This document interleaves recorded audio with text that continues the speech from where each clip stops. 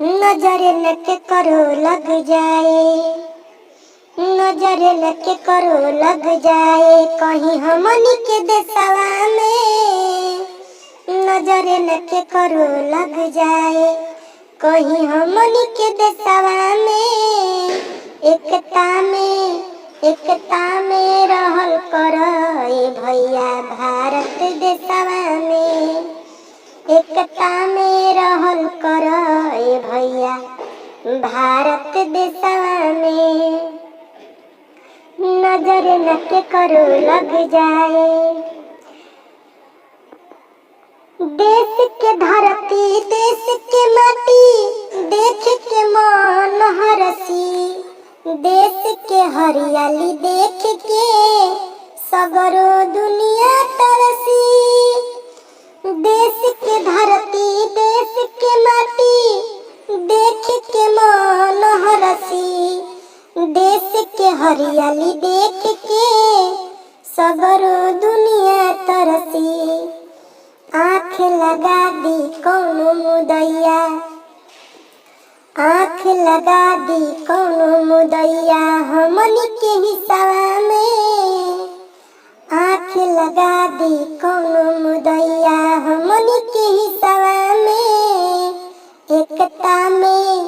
एकता में रहल करे भैया भारत देशवा में।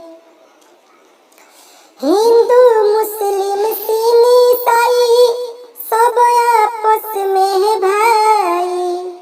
जात धर्म के नाम पर लोगवा बांट के तोहके लड़ाई। हिंदू मुस्लिम सिख ईसाई सब आपस में भाई।